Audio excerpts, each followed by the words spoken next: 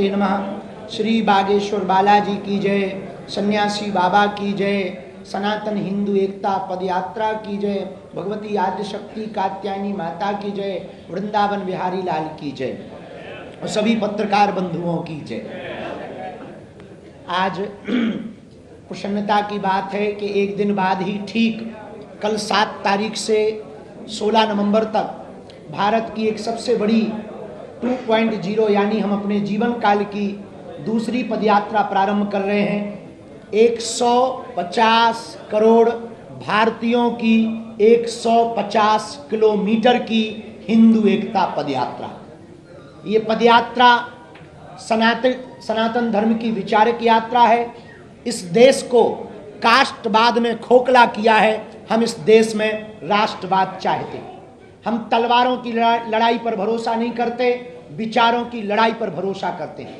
इस देश में सनातनीय परंपरा के मानने वाले जितने लोग हैं, हम उनकी लड़ाई लेकर के, हम उनके विचारों को लेकर के गांव गांव, गली गली, नुक्कड़ नुक्कड़ जाएंगे, हिंदुओं को जगाएंगे, हिंदुओं को एक करेंगे, ताकि आने वाले समय में भारत की जो जनरेशन है, अल्फा बीटा या वर्तमान में जैन जी, वो कास्टवाद के चक्कर में ना पड़कर राष्ट्रवाद के चक्कर में पड़े और भारत हमारा विश्व गुरु बने। इसके लिए ये पदयात्रा है, 150 किलोमीटर की है।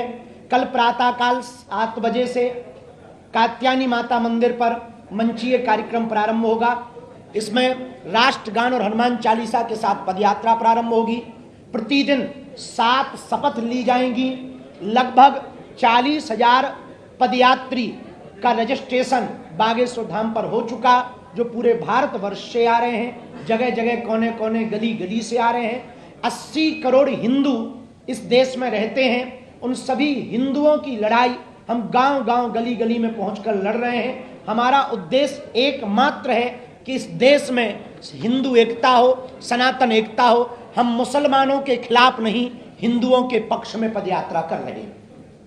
इस पदयात्रा में हम आपको निवेदन करना चाहें कि कोई भी पदयात्री अस्त्र शस्त्र लेकर न आए। इस पदयात्रा में माताओं की सुरक्षा विशेष रूप से हो। इस पदयात्रा में रहने की, भोजन की व्यवस्था बहुत व्यापक रूप से की जा रही है। जितनी सामर्थ्यता है हमारी, इन 10 दिनों में 9 रातें रुकेंगे, 10 दिनों तक चलेंगे। प्रातः काल हनुमान चालीसा राष्ट्रगान से प्रारंभ होगी। इसके बाद पदयात्रा बढ़ेगी। गांव के लोगों से हम मिलेंगे, उनसे हिंदू एकता के लिए संकल्प दिलवाएंगे। मंचों पर संकल्प दिलवाया जाएगा, रोड पर भी संकल्प दिलवाया जाएगा। इस देश के साधु संत महात्मा और अभिनय जगत के लोग और राजपीठ के लोग, सभी लोग इस पदयात्रा में आ रहे हैं। जो हिंदुत्व से प्रेम करते हैं, सनातन से प्रेम करते हैं, तिरंगा से प्रेम करते हैं, वो इस पदयात्रा में आ रहे हैं। कुछ लोग हैं जो तिरंगा में चांद देखना चाहते हैं, हम चांद पर तिरंगा देखना चाहते हैं। इस पदयात्रा में दोपहर के भोजन के समय भी संकल्प होगा। 7 संकल्प लिए जाएंगे। हिंदू एकता का, सामाजिक समरसता का, यमुना शुद्धिकरण हो, गौ माता राष्ट्रमाता हो, पर मूल रूप से हम कास्टवाद से ऊपर उठकर राष्ट्रवाद के प्रति सजग रहें। हमारा उद्देश्य इस पदयात्रा का आपकी आने वाली पीढ़ी को बचाना। यहाँ जितने पत्रकार हैं, मीडिया कर्मी हैं या कैमरा चलाने वाले हैं, हम आपके बच्चों के लिए भी ये पदयात्रा कर रहे हैं, ताकि आपके बच्चे आने वाले समय में इस्लामिक ना हो जाएं, अपनी परंपरा को मानते रहें। इसके लिए ये पदयात्रा कर रहे हैं। इसी के लिए हमने आज हमारे अभिभावक रूप में श्री तिजारा बालाजी और श्री मनोज त्यागी जी, आप सब ने आज की व्यवस्था की, आप सबको बुलाया। इस पदयात्रा में 10 तारीख जो है वो पूरी की पूरी 10 तारीख की पदयात्रा सिखों के 9वें गुरु तेग बहादुर जी, उनकी शहादत के लिए ये उनका वर्ष चल रहा है, शहादत का साला चल रहा है। उस दिन की पदयात्रा पूरी उनके लिए समर्पित रहेगी। एक दिन की पदयात्रा किसानों के लिए समर्पित रहेगी। इस देश के 2 ही रियल हीरो हैं, सरहद पर खड़ा जवान और खेत में खड़ा किसान। इन 10 दिनों की पदयात्रा में पूरी पदयात्रा हिंदू एकता के लिए है। हम साधु होने के नाते गांव गांव, गली गली जब जाएंगे, 150 किलोमीटर, 3 प्रदेश, दिल्ली, हरियाणा, उत्तर प्रदेश, लगभग 6 जिले लगभग अगल बगल से मिलाकर 422 ग्राम पंचायतें, 5 करोड़ की लगभग आबादी के बीच से, जनसंख्या के बीच से ये पदयात्रा निकलेगी। लगभग 40,000 से 1 लाख सनातनी हिंदू इस पदयात्रा में सम्मिलित होंगे।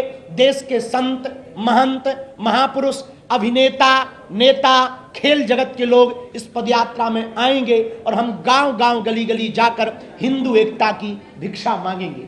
इस पदयात्रा में 2 बातें विशेष रूप से हैं। जो पदयात्रा में आवे अस्त्र शस्त्र ना लावे। इस पदयात्रा में जो आवे हिंदू एकता पर जोर दें। इस पदयात्रा में जो आवे किसी दूसरे मजहब के खिलाफ अनर्गल टिप्पणियां ना करें, क्योंकि हम ईसाई या मुसलमानों के खिलाफ नहीं, केवल हिंदुओं के पक्ष में हैं। इस पदयात्रा में विशेषतया पूरे देश की हम एक नजर चाहते हैं। आप यदि नहीं आ सकते, लड़ाई हम आपकी कर रहे हैं, आपके लिए कर रहे हैं, आप नहीं आ सकते तो घर बैठकर लाइव संस्कार बागेश्वर धाम यूट्यूब चैनल पर चलेगा, उससे एक एक पोस्ट घर बैठ करके करें, यह भी आपका सहयोग हो सकता है। इस पदयात्रा में कल हर दिन की पदयात्रा प्रातः काल से शुरू होगी, 7 बजे से होगी, सायं 6 बजे हम विराम करेंगे। आगे न किसी पार्टी के लिए है, न किसी पार्टी के पक्ष में है, न किसी के विपक्ष में है, न सरकार से मांग के लिए है, केवल विचारिक क्रांति है, विचारों को जगाने के लिए है। जिस जिस पार्टी में हिंदू है उस पार्टी की ये पदयात्रा है। अंत में हम अपनी बात पूर्ण करने के पूर्व में इस पदयात्रा के पड़ाव के बारे में हम बोलकर फिर आप लोगों के जो भी प्रश्न हो, खुजली हो, कर सकते हैं। हाँ, विनोद की बात है, हम सारे आप लोग ऐसे गंभीर बैठे जैसे बहुत बड़ी प्रेस कॉन्फ्रेंस है। जो पदयात्रा कल से प्रारंभ हो रही, कात्यायनी माता मंदिर छतरपुर से प्रारंभ होगी। 9 बजे मंचीय कार्यक्रम प्रारंभ होगा। देश के सभी संत पूज्या दीदी माँ रितंबरा जी भी पहुंचेंगी एवं आप परम पूज्य श्री बद्रीनाथ वाले महाराज जी, बालकदास जी महाराज जी भी पहुंचेंगे। पूज्य श्री गीता मनीषी जी महाराज जी भी पहुंचेंगे। अयोध्या हनुमानगढ़ी के संत पूज्य महंत श्री राजूदास जी महाराज जी भी पहुंचेंगे। उस क्षेत्र के नेता और अभिनेता, अभिनय जगत एवं गायक कलाकार सभी पहुंचेंगे और सभी बागेश्वर धाम का परिवार और हम राष्ट्रगान हनुमान चालीसा से यात्रा प्रारंभ करेंगे। 9 बजे से 10 बजे के बीच में सबसे पहले धर्म ध्वज आगे चलेगा, उसके पीछे अखंड नाम संकीर्तन चलेगा, क्योंकि ये अनुष्ठानात्मक है, राजनीतिक नहीं। तो धर्म ध्वज आगे चलेगा। किसी भी पदयात्री को धर्म ध्वज से आगे नहीं निकलना है, क्योंकि हम सब धर्म के नीचे हैं। ये देश सनातन संस्कृति धर्म से ही चलती है, उसकी आज्ञा का पालन करना है। गौ माता आगे चलेगी, अखंड कीर्तन आगे चलेगा, फिर संत महंत चलेंगे, फिर ये दास चलेगा। छतरपुर दिल्ली मंदिर से कल प्रारंभ होगी और कल रात्रि काल तक हम हर हाल में जिरखोद मंदिर पहुंचेंगे। ये हमारा पहला पड़ाव होगा। 8 तारीख को दोपहर का भोजन मेडिकल कॉलेज में लेंगे, लेकिन रात्रि विश्राम दशहरा मैदान फरीदाबाद में होगा। 9 तारीख को दोपहर का भोजन बल्लभगढ़ मंडी में होगा, परंतु रात्रि का विश्राम 9 तारीख का सीकरी में होगा।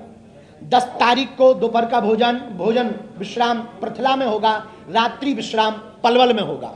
जहां जहां भी विश्राम होगा, दोनों जगह मंचीय कार्यक्रम, सांस्कृतिक कार्यक्रमों में जो हमें अभी तक सूचना मिली, बहुत भारत के प्रसिद्ध गायक विशाल मिश्रा, जुबिन नौटियाल, बी पराग, प्रकाश माली, कन्हैया मित्तल जी और अभिनय जगत के राजपाल यादव, अन्नू अवस्थी जी कानपुर वाले, सभी संत महंत महापुरुष इस पदयात्रा में पहुंच रहे हैं। 10 तारीख को रात्रि विश्राम पलवल में होगा।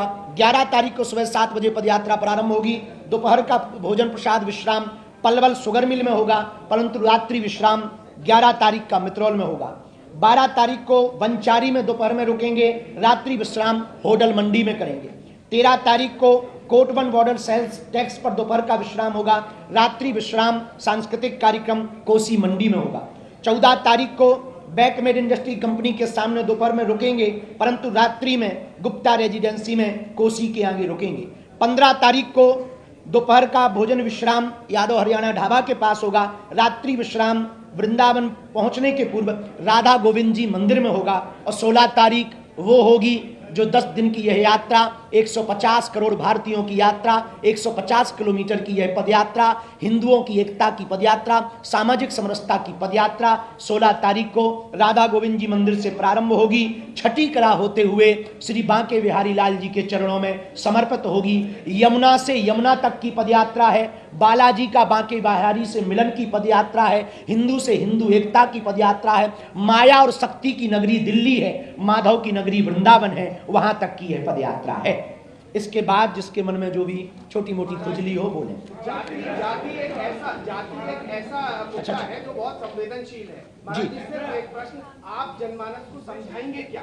देखिए, हम जातियां मिटाने के लिए पदयात्रा नहीं कर रहे हैं, जातीय अहंकार को मिटाने के लिए पदयात्रा कर रहे हैं। हम जातिवाद के खिलाफ हैं, जातियों के खिलाफ नहीं है। हम अंगड़े और पिछड़े की लड़ाई के खिलाफ हैं। हम इस देश में समानता चाहते, हम इस देश में एकता चाहते, हम इस देश में अंगड़े और पिछड़े में दंगा नहीं गंगा बहाना चाहते। कैसे समझाएंगे महाराज जी, आपके विचार क्या होंगे, क्या समझाएंगे आप जी? क्या समझाएंगे, क्या विचार है? हम सब ईश्वर की संतान हैं, ईश्वर हम सबका एक है, हम सब भारतीय हैं, भारत हमारा है। जब भगवान ने हमको बनाने में एक जैसा खून दिया तो हम आपस में लड़ करके बड़े छोटे बन करके क्यों मरें? क्यों ना हम भारत के लिए लड़ें, क्यों ना हम सनातन के लिए लड़ें, ताकि भारत हमारा विश्व गुरु बने।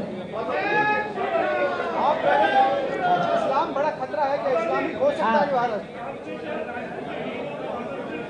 हमने जी आओ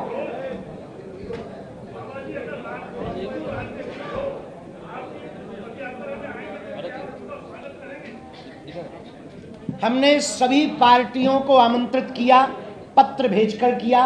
समय हम पे कम था, हम अकेले हैं भैया, हमारे आसपास और तो कोई ऐसा प्रबल कोई ये व्यक्ति नहीं है जो देख लेता हो। हमने पत्र सभी पार्टियों को भेजा, सब पार्टियों के अध्यक्षों को भेजा, जिनके अंदर हिंदुत्व का उबाल हो, हिंदुत्व की विचारधारा हो। यदि हम उनके लिए लड़ाई लड़ रहे हैं तो वो आए तो वेलकम, ना आए तो भीड़ कम। हाँ, आपने कहा मैं ये लड़ाई, मैं ये यात्रा आपके बच्चों के लिए कर रहा हूँ। हाँ, कभी इस्लामिक ना हो जाए तो इस्लाम बड़ा खतरा है इस समय भारत के सामने। इस देश में कुछ लोग गजवाए हिंद के नारे देते, इस देश में कुछ लोग सरतन से जुदा के नारे देते, भारत तेरे टुकड़े होंगे ऐसे नारे देते। 1947 में भारत का एक टुकड़ा पाकिस्तान बना एक विशेष मजहब की मांग पर। जब विशेष मजहब की मांग पर पाकिस्तान बन गया तो शेष बचे हुए हिंदुस्तान को, जहां 80 करोड़ हिंदू रहते हैं, उसे हिंदू राष्ट्र हो जाना चाहिए। ये हम विचारों पर भी चाहते हैं और कागजों पर भी चाहते हैं।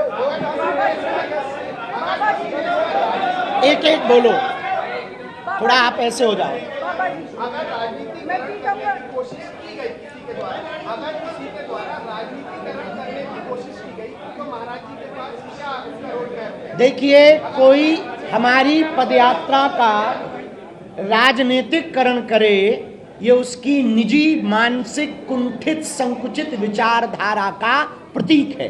क्योंकि हम किसी एक पार्टी के नहीं, सभी के हैं। साधु किसी एक का नहीं होता, सबका होता है। जैसे सूर्य सबका है, चंद्रमा सबका है, गंगा सबकी है, वैसे ही सनातन सबका है और हम सनातन के। अरे हम तो बिल्कुल करेंगे, हमें क्या दिक्कत है, तुम लेके आ जाओ। एक दो आप लोग भी सामने से कर लो।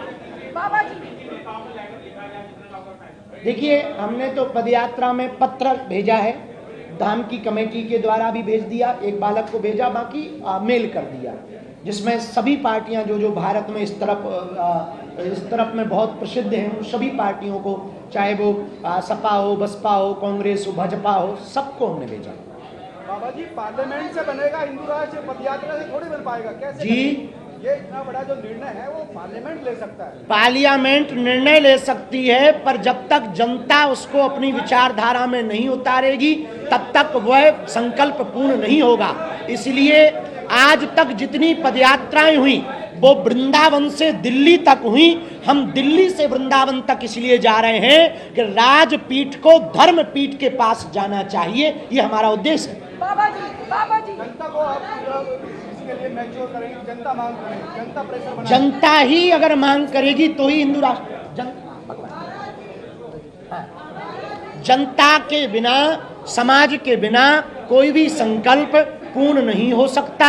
हम कागजों की लड़ाई नहीं चाहते, हम कागजों पर हिंदू राष्ट्र नहीं चाहते, विचारों में हिंदू राष्ट्र चाहते हैं। विचारों में हिंदू राष्ट्र हो जाएगा तो पार्लियामेंट में अपने आप हो जाएगा।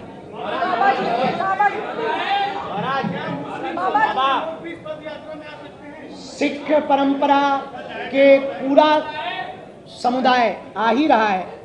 इस्लाम धर्म के कुछ लोग हमारे पास आए कि हम पदयात्रा में आना चाहते हैं। हमने कहा तुम तो घर वापसी भी कर लो, वेलकम टू यू। और वो भी आ रहे हैं, उससे हमें कोई, देखो ये पदयात्रा,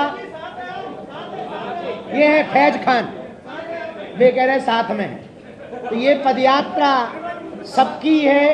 इस्लाम, ईसाई सब लोग आ सकें, पर कायदे में आएंगे तो फायदे में रहेंगे। महाराज, यदि कोई आपकी पदयात्रा में आता है, कोई आपकी पदयात्रा में आता है और कुछ इस तरीके का बयान करता है जिससे पदयात्रा को नुकसान हो या हिंदू राष्ट्र की भावना को नुकसान हो, तो क्या आप वो अलाउ करेंगे?